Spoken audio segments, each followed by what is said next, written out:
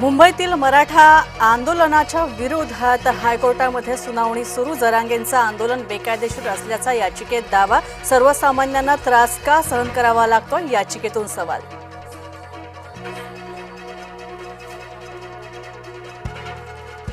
आरक्षण मिळाल्यास मुंबई सोडणार नाही, न मिळाल्यास मुंबई सोडणार नाही, तर मराठा आंदोलक जरांगेंचा राज्य सरकारला इशारा।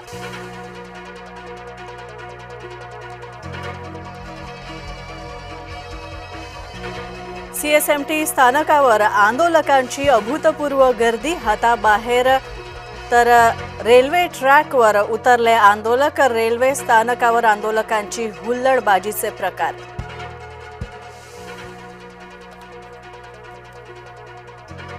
मराठा आरक्षणासाठी विविध कायदेशीर पर्यायांचा विचार विनिमय सुरू, तर मराठ्यांना सरसकट कुणबी संबोधण्यास कोर्टाचा अडसर येत असल्यानं पेच। मुख्यमंत्र्यांसोबत वर्षा निवासस्थानी झालेल्या बैठकीमध्ये चर्चा, सूत्रांची माहिती।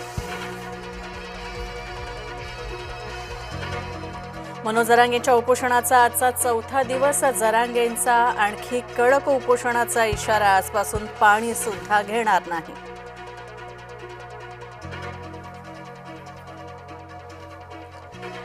सीएसएमटी रेल्वे स्थानकासह आझाद मैदानाकडे जाणारे सगळे मार्ग आज बंद। मराठा आंदोलकांच्या पार्श्वभूमीवर वाहतुकीत महत्त्वाचे बदल। मंत्री छगन भुजबळांनी बोलावली राज्यातील ओबीसी नेत्यांची बैठक। जरांगेंच्या आंदोलनासंदर्भात मुंबईत ओबीसी नेत्यांचं मंथन। भुजबळ जरांगे पुन्हा भिडण्याची शक्यता। मंत्री छगन भुजबळ आणि बबनराव तायवाडे यांच्यामध्ये फोनद्वारे चर्चा। नागपुरात राष्ट्रीय ओबीसी महासंघाचं साखळी उपोषण। उपोषणामुळे तायवाडे बैठकीला अनुपस्थित राहणार।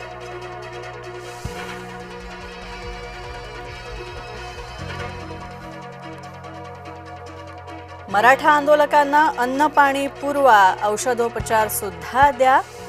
अमित ठाकरेंचं मनसैनिकांना आवाहन।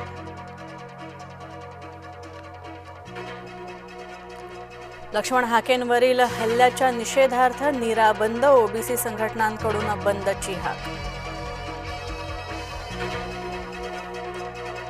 पुढच्या आठवड्यामध्ये शरद पवारांचा 2 दिवस नाशिकचा दौरा आयोजित। 14 आणि 15 सप्टेंबरला पवार घेणार नाशिकचा आढावा। स्थानिक स्वराज्य संस्थांच्या निवडणुकांचं रणशिंग फुंकण्याची शक्यता।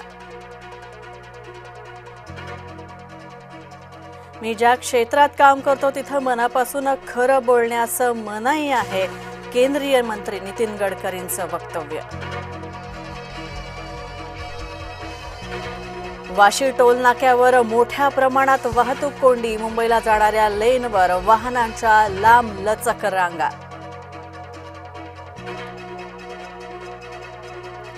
यवतमाळच्या अडाण नदीमध्ये एक जण वाहून गेला। बोरी चंद्रशेखर परिसरामध्ये घटना, तर विष्णू पत्रे, विठ्ठल पत्रे असं पुरात वाहून गेलेल्या व्यक्तीचं नाव।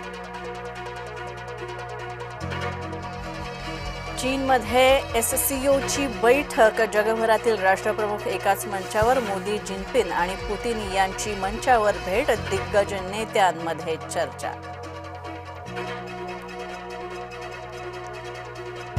लालबागच्या राजाच्या दर्शनासाठी रांग दिवसेंदिवस वाढते। मुखदर्शनासोबतच चरणस्पर्श दर्शनालाही भाविकांची रीघ।